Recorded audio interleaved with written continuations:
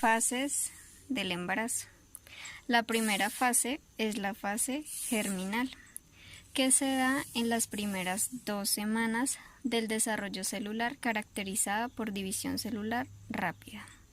En esta fase, el cigoto se divide, se vuelve más complejo y se implanta en la pared del útero. 36 horas después a la fertilización, el cigoto entra en un periodo de rápida división y duplicación celular. Esto es más conocido como la mitosis. 72 horas después se ha dividido entre 16 a 32 células más o menos, y así sucesivamente hasta que la célula original se ha desarrollado en 800.000 millones de células especializadas, que son las que conforman el cuerpo humano.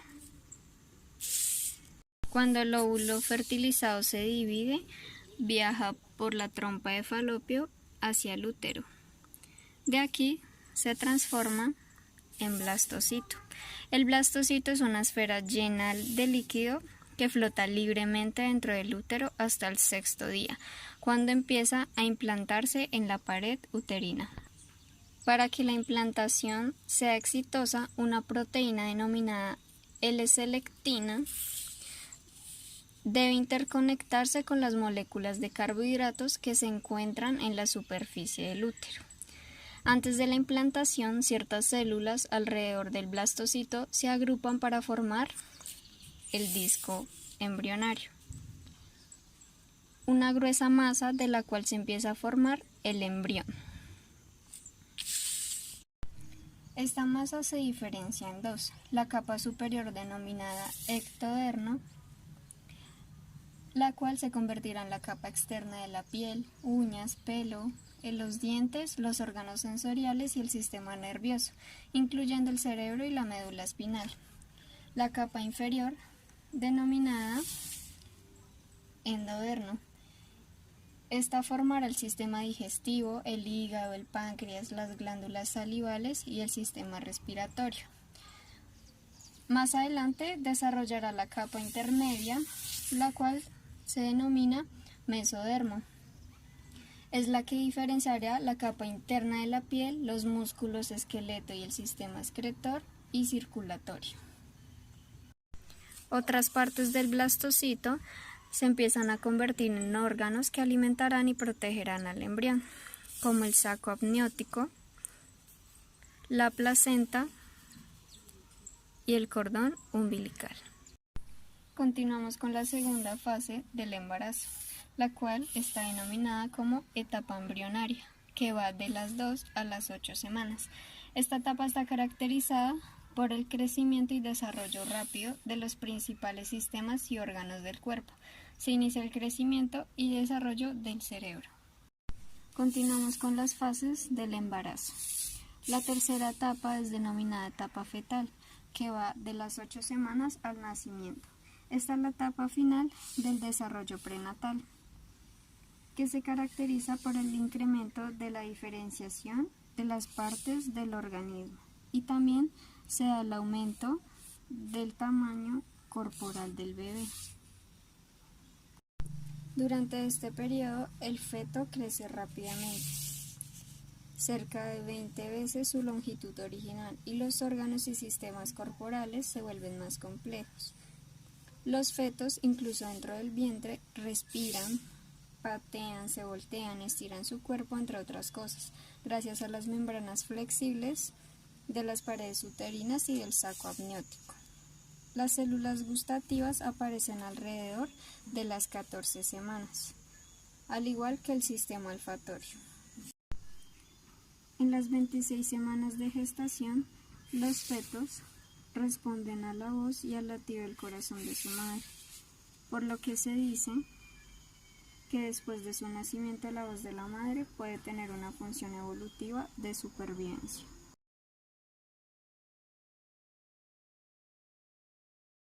Los riesgos que se pueden presentar durante la gestación son: el aborto espontáneo antes de la 20ª semana de gestación ocurre debido a que el feto no se desarrolla normal. Los síntomas incluyen sangrado vaginal, cólicos abdominales, dolor lumbar, reducción de síntomas de embarazo. Desafortunadamente, una vez que se inicia un aborto espontáneo, no hay tratamiento para detenerlo. El embarazo ectópico, cuando el óvulo fertilizado se ubica fuera del útero, es decir, normalmente en las trompas de falopio y no se puede desarrollar. Los síntomas incluyen dolor abdominal, dolor en los hombros, sangrado vaginal, mareos, debilidad y se realiza una intervención quirúrgica para retirar el tejido ectópico para que no se dañen los tejidos. El consumo de alcohol durante el embarazo logra pasar directamente al feto a través del cordón umbilical, generando una probabilidad de daño cerebral y lesiones en otros órganos del cuerpo, como lo es los rasgos faciales, problemas de visión y de audición. La preeclampsia es un síndrome marcado por un aumento súbito de la presión arterial en una mujer embarazada después de las 20 semanas de embarazo. Puede afectar los riñones, el hígado y el cerebro de la madre. Si no se trata la enfermedad para la madre y el bebé, puede causar problemas de salud a largo plazo. Por último, los problemas fetales en el que el feto tiene problemas de salud como el crecimiento deficiente o problemas cardíacos. Se evidencia ya que el bebé se mueve menos de lo normal, el bebé es más pequeño de lo normal para su edad gestacional, pierde líquido marrón. Estos problemas no tienen síntomas, pero se detectan con pruebas prenatales. Esto puede incluir una variedad de medidas, pero con reposo, ya dependiendo de la condición de la madre. Los riesgos que se pueden presentar durante el parto son: es el parto prematuro, que se produce cuando las contracciones provocan la apertura del cuello uterino después de la semana 20 y antes de la semana 37 del embarazo. Cuando antes ocurre el nacimiento prematuro, mayores son los riesgos para la salud del bebé. Muchos bebés prematuros necesitan atención médica especial en la unidad de cuidados intensivos neonatales. El siguiente es el desprendimiento de la placenta. Se produce cuando la placenta se separa parcial o totalmente de la pared interna del útero antes del parto. Esto puede disminuir o bloquear el suministro de oxígeno y nutrientes del bebé y causar un fuerte sangrado en las madres. En el bebé puede provocar crecimiento deficiente por no recibir suficientes nutrientes e insuficiencia de oxígeno. Con frecuencia aparece de manera repentina. Si no se trata, se puede poner en peligro a la madre y al bebé. El siguiente es el parto que no progresa, es decir, cuando el trabajo de parto se estanca. Esto puede suceder cuando sus contracciones se debilitan, su cuello uterino no se dilata lo suficiente, el bebé no está en posición correcta o el bebé es demasiado grande o su pelvis es demasiado pequeña para que el bebé pueda avanzar por el canal del parto. Adicional, el problema con el cordón umbilical. Casi todos los bebés en algún momento de la gestación presentan el cordón enredado en alguna parte de su cuerpo. Muchos de ellos nacen con el cordón enrollado. Hay casos en los que el cordón se comprime en exceso. Suele suceder durante el trabajo de parto, cuando causa problema fetal, pero los controles a los que están sometidos las madres hoy en día permiten que se detecte a tiempo y se les ponga solución.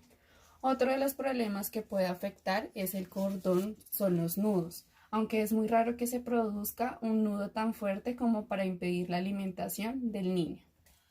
Por último, de los riesgos es la depresión postparto, en la que muchas de las mujeres sienten melancolía o tristeza después de haber dado a luz.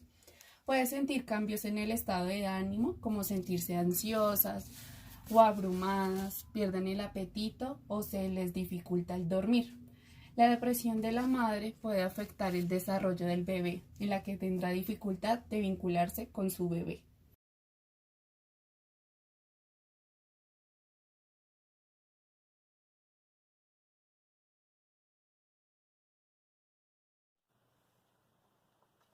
Dimensión física. Nacimiento. ¿Cuáles son sus características? Desde que nace, mediante percepciones de movimiento, entran en una asimilación sensoriomotriz. El reflejo de succión es el primer movimiento que presenta. A los 2 o 3 meses de semanas de nacido, el niño comienza a manipular los objetos, lo que le permite percibir diferentes movimientos.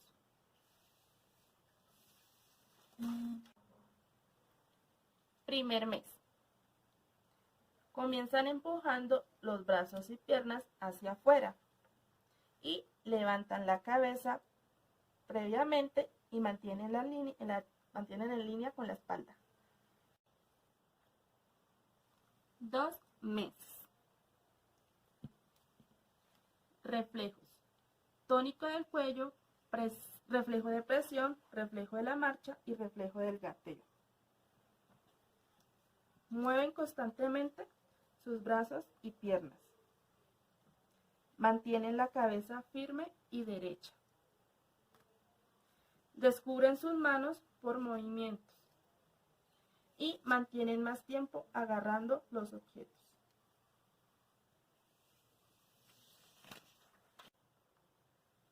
A los 3 meses, mueven vigorosamente los brazos y las piernas.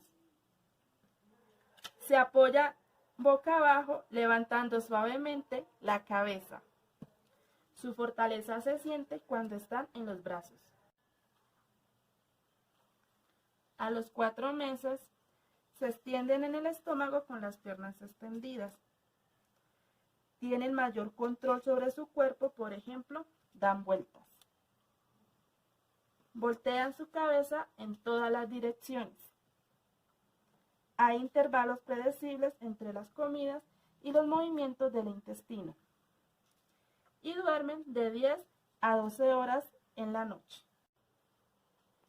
A los 5 meses, levantan la cabeza y los hombros correctamente.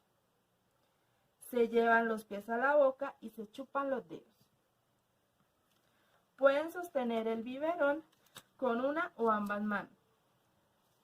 Se dan vueltas para quedar sobre la espalda.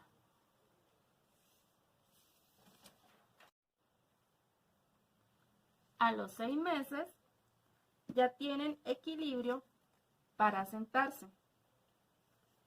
Además, empiezan con el gateo y también empiezan con el palmoteo. A los 7 meses, se levantan sobre manos y rodillas y va adquiriendo la posición de gateo. Se sientan solos y firmes por minutos, equilibrando bien la cabeza. Además, es posible que ya tengan 2 dientes. Y arrastran un objeto con la mano y usualmente van hacia adelante.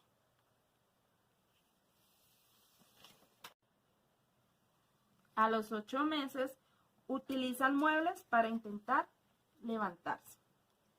Además, intentan sentarse solos y gatean hacia adelante y hacia atrás.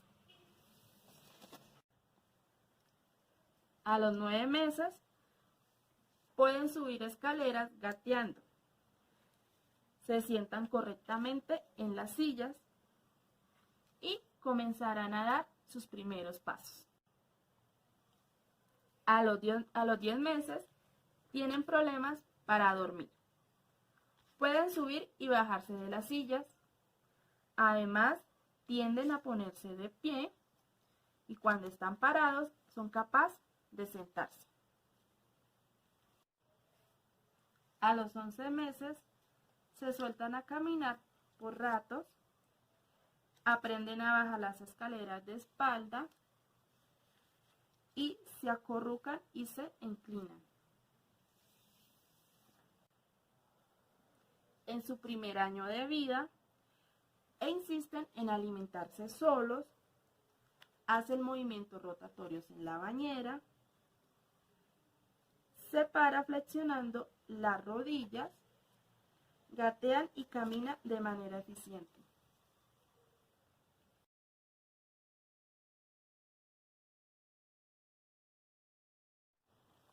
Dimensión cognitiva. Nacimiento. ¿Y cuáles son sus características? Primero, fijan su mirada en un rostro. Pasan muchas horas dormido y se despiertan para alimentarse. Su visión será en una distancia de 30 centímetros. Y los sonidos les llamarán la atención, pero los sonidos fuertes pueden asustarlos. En su primer mes, miradas y expresiones indirectas cuando se encuentra despierto. Recuerdan los objetos que reaparecen en medio segundo. Espera la alimentación cada cierto tiempo. Llora deliberadamente para pedir ayuda. A los 2 meses, sus sentidos están más coordinados y reconoce las voces de los más allegados. A los 3 meses, exploran con sus propias manos su cara, ojos y boca. Reconoce a los miembros de la familia que están más cerca y comienzan a mostrar evidencia de memoria a más largo plazo. Al 4.º mes, tienen lazos de memoria de 5 a 7 segundos, sonríen y vocalizan más a una persona que a una imagen, reconocen a su madre y a veces se sienten incómodos con extraños y descubre la relación causa y efecto. A los 5 meses, emiten sonidos vocalizados y consonánticos. Tienen un modelo mental de los rostros humanos, reconocen objetos familiares y buscan visualmente objetos que se muevan con rapidez. A los 6 meses, cambian abruptamente de estado de ánimo. Sus ojos dirigen sus manos para alcanzar algo.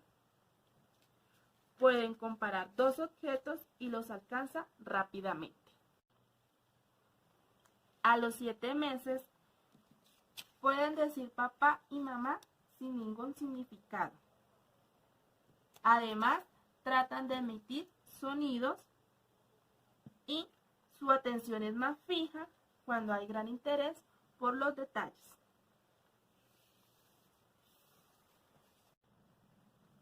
A los 8 meses, vocaliza 2 sílabas, comienzan a mostrar conciencia del tiempo y recuerdan un evento pasado y una acción propia. A los 9 meses, pueden seguir instrucciones muy sencillas, por ejemplo, subirse a las sillas. Reconocen las dimensiones de los objetos, se aburren con la estimulación de un mismo estímulo. Además, reconocen al papá y a la mamá. A los 10 meses, entienden y obedecen algunas palabras y órdenes. Pueden repetir las palabras, señalan distintas partes del cuerpo cuando se les pregunta. Además, buscan los objetos que se le han escondido. A los 11 meses, asocian propiedades, las cosas, obedecen órdenes, además conocen el significado del no y sus conversaciones aún son balbuceos, pero con sonidos. En su primer año de vida comienzan a desarrollar la conciencia e identifican animales en los libros, además de recordar los cuentos por mucho más tiempo, y agrupa objetos por su forma y por su color.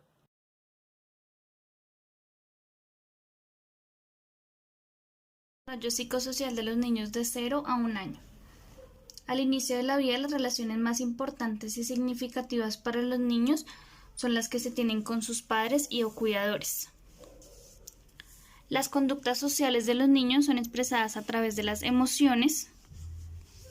Unas de esas emociones más frecuentes son el llanto y las sonrisas. El llanto le permite a los niños comunicar sus necesidades y los padres van aprendiendo cuando su bebé llora por hambre, enojo, frustración o dolor. Y las sonrisas, las primeras sonrisas del bebé son involuntarias, pero a partir de un tiempo esas sonrisas se vuelven más frecuentes y más sociales. El lenguaje es un acto social en la interacción con los padres y otros cuidadores. Este presenta un papel esencial. En la etapa del balbuceo, los adultos ayudan al lactante a avanzar hacia el habla verdadera, repitiendo los sonidos que él hace. El apego es un vínculo emocional entre el lactante y el cuidador. Alrededor de los 7 meses, la conducta del apego se vuelve más fuerte, el bebé se estira ante el cuidador para que lo tome en los brazos, sobre todo cuando está cansado, asustado o triste. Alrededor de los 7 meses se genera la ansiedad ante los desconocidos, teniendo en cuenta que el bebé en el primer tiempo se encuentra la mayor parte con sus cuidadores, empezará a actuar de manera negativa y llorará cuando su madre se aleja o está en brazos diferentes a los de su entorno habitual. Los cuidadores deben responder ante las necesidades de los niños. Una interacción sana se da cuando el cuidador lee las señales del bebé correctamente y responde de manera adecuada, lo que le va a permitir tener confianza en la gente, tener un vocabulario amplio, ser curiosos, empáticos y tener un mundo seguro y confiable. Por el contrario, cuando el cuidador no responde de manera adecuada a las necesidades del niño, se va a encontrar una dependencia emocional, enojo, desconfianza y temor.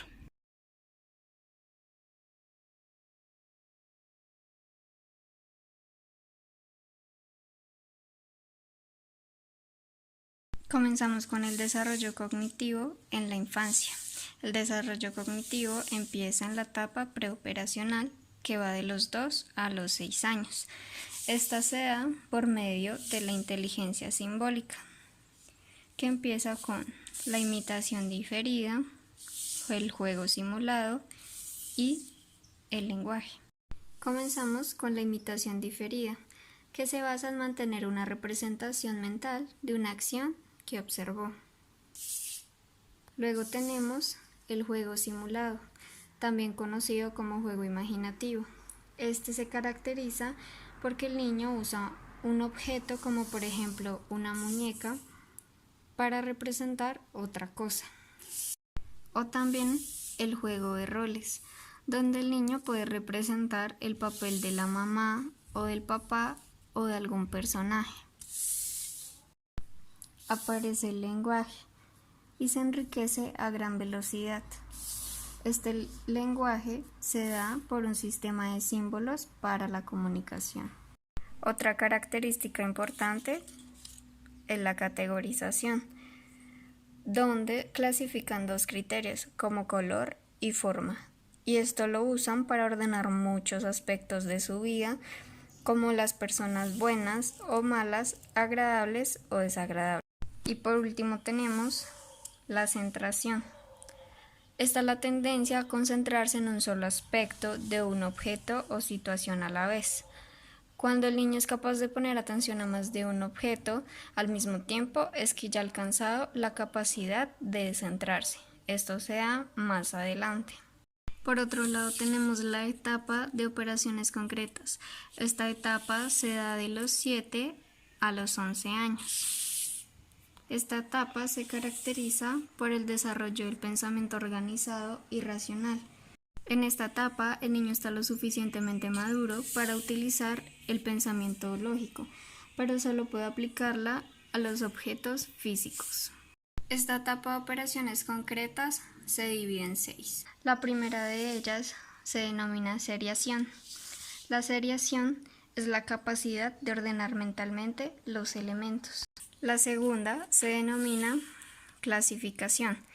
Esta es la capacidad de agrupar objetos de acuerdo con alguna dimensión que comparten. La tercera se denomina reversibilidad. Esta es la habilidad para concebir simultáneamente 2 relaciones inversas. Continuamos con la conservación. La conservación es el entendimiento de que un objeto permanece en igual cantidad aunque su apariencia cambie. Luego viene el descentramiento. El descentramiento es la capacidad de considerar varios aspectos de una situación. Y por último tenemos la transitividad. Esta consiste en poder hacer conclusiones acerca de la relación entre dos elementos.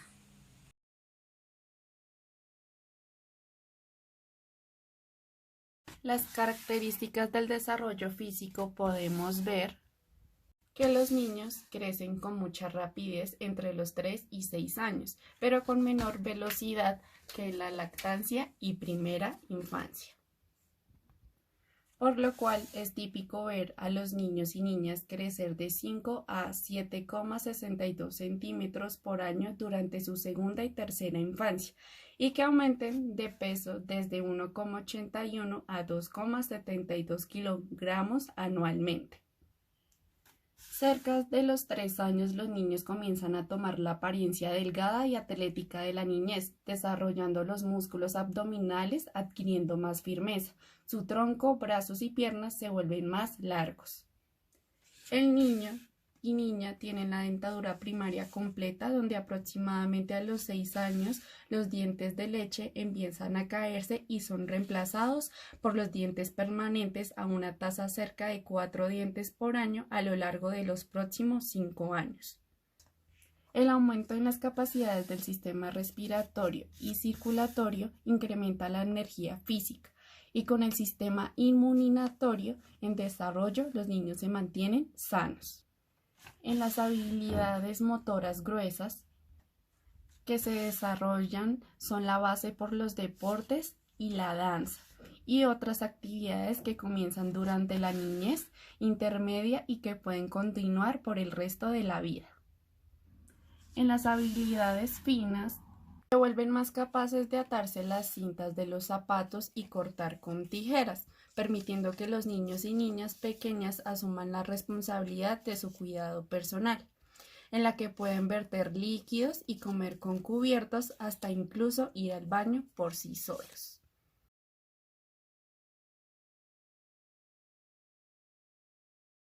Desarrollo psicosocial. Durante el segundo año el desarrollo del apego disminuye. Cuando el niño se convierte en infante se observará una transformación en la forma en la que se expresa, en su personalidad y la forma como interactúa con los demás, adquiriendo habilidades de comunicación y competencia social. Se desarrollarán 3 factores importantes. El primero de ellos es la autonomía, que es el sentido de independencia, un deseo de no ser controlado por los otros. A medida que los bebés desarrollan la confianza básica, se alejan del cuidador para investigar objetos y a las demás personas que los rodean. Esta exploración es la primera indicación de que el niño está desarrollando autonomía o sentido de independencia. Por el sentido de independencia empezarán a negar todo. Dicen que no vestirse, no comer, no ir al baño, ya que desean hacerlo todos solos. Al tener estas declaraciones de independencia es donde los padres comienzan a disciplinar al niño e inicia el conflicto entre la necesidad de orden de los padres y el deseo de los niños por aprender autonomía, provocando dificultades. Acá es donde entra el segundo factor, que es la socialización. La socialización es el proceso mediante el cual los niños aprenden las conductas y actitudes apropiadas para su familia y su cultura a través del diálogo. Esta etapa está rodeada por iniciativas donde los niños hacen esfuerzos independientes por lograr metas como andar en bicicleta, dibujar, escribir y demás habilidades. Los padres deben darle aliento para que los niños disfruten aprender nuevas tareas, ya que si son criticados y recriminados por los errores que pueden tener en el proceso, provocará sentimientos de resentimiento, culpa, tristeza y desinterés. Relaciones con otros niños. Los hermanos están entre los primeros pares de la mayoría de niños. A través de ellos, los niños aprenden a relacionarse con el otro. Cuando entran a la escuela, se aumenta una presión para formar parte de un grupo de amigos. En esta etapa también se desarrolla una comprensión más profunda del significado de amistad. En la parte de preescolar, un amigo simplemente es alguien con quien jugar. Alrededor de los 6 años comienzan a darse cuenta de que los amigos hacen cosas por el otro. Y ya alrededor de los 9 años, o la niñez tardía, la amistad la comprenden como una relación social estable y continua que requiere apoyo y confusiones mutuas. El tercer factor es el sentido del yo. Durante esta etapa se desarrolla el emergente sentido del yo, es decir, una coherencia propia, la representación mental descriptiva y la valorativa de las propias capacidades y rasgos. En general, en esta etapa los niños desarrollan una comprensión más profunda del significado de amistad, aprenden a relacionarse con las demás personas y con el mundo que los rodea, se desarrolla la personalidad y se generan normas básicas de socialización.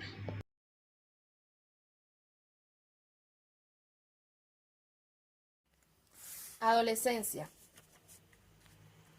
Es la etapa del desarrollo que se encuentra ubicada entre la infancia y la adultez. Es un proceso que ocurre de manera creciente de maduración física, psicológica y social, lo que lleva a transformarse en adultos. Desarrollo psicosocial. Presentan características con patrones progresivos de 3 fases. La primera fase se llama adolescencia temprana. Esta etapa se caracteriza en la edad de 10 a 14 años. Además, la caracteriza por la existencia del egocentrismo, caracterizándose por ser normal en los niños y en los adolescentes. También existen fluctuaciones del ánimo y de la conducta, además de presentar metas no realistas o idealistas. Y también encontramos el aumento del deseo de independencia.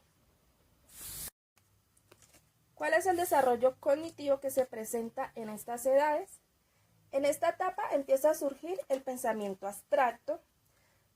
También surge el pensamiento el desarrollo de la identidad, permitiéndolos explorar y resolver problemas. Además, hay que tener en cuenta que aún predomina el pensamiento concreto. Otra etapa es la adolescencia media. Esta ocurre entre las edades de 14 y 17 años. En esta etapa se da por el distanciamiento afectivo de la familia. Además, se da un acercamiento a su grupo de pares y continúa el aumento del sentido de la individualidad. Se incrementa el rango de las emociones que experimenta, además que su autoimagen es muy dependiente de la opinión de terceros. ¿Cuál es el desarrollo cognitivo que se presenta en estas edades? Se caracteriza por el incremento del pensamiento abstracto y de razonamiento y de creatividad. Además, los lleva a ser críticos con sus padres y la sociedad. Otra fase es la adolescencia tardía. Esta va desde los 17 a los 18 años en adelante. En esta etapa el joven empieza su camino a su identidad y autonomía. Además que su autoimagen ya no depende de los padres, sino de su propia aceptación. Las amistades se hacen menos pero más selectivas y se integra más con la familia, donde alcanza suficiente su autonomía. Desarrollo cognitivo en estas edades. El pensamiento abstracto ya está establecido, además de alcanzar el pensamiento hipotético deductivo propio de un adulto. Y finalmente sus experiencias educativas ya han sido establecidas.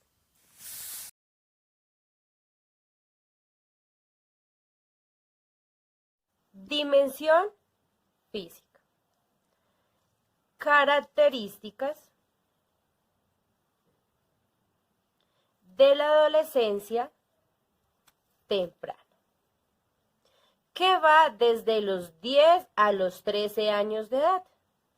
Entonces, durante esta etapa, los niños suelen comenzar a crecer más rápido, incluyendo el crecimiento del vello en las axilas y en la zona genital.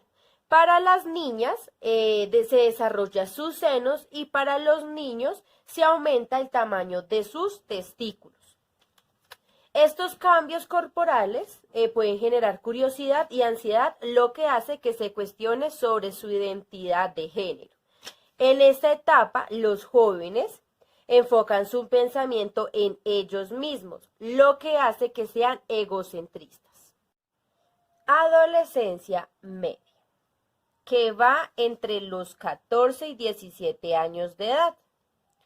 Los cambios físicos que comenzaron en la pubertad continúan durante la adolescencia media. Por ejemplo, a los niños se les quiebra la voz a medida que se les va agravando. A los dos géneros les sale acné y a las mujeres inician su menstruación. A esta edad, a muchos adolescentes les surge el interés en las relaciones románticas y sexuales. El cerebro sigue cambiando y madurando en esta etapa, pero ahí hay muchas diferencias entre la forma de pensar de un joven en su adolescencia media y tardía. Esto es debido a que los lóbulos frontales son la última área en el cerebro en madurar. En la adolescencia tardía, que va desde los 18 a los 21 años de edad, aquí ya se completa el desarrollo físico y se alcanza la altura definitiva que tendríamos como adultos. Tiene ahora un sentido más firme de su propia individualidad y pueden identificar sus propios valores. Y por último, restablecen una relación adulta con sus padres, considerándolos personas de su mismo nivel, a quienes pueden pedir consejos y con quienes hablar de temas serios.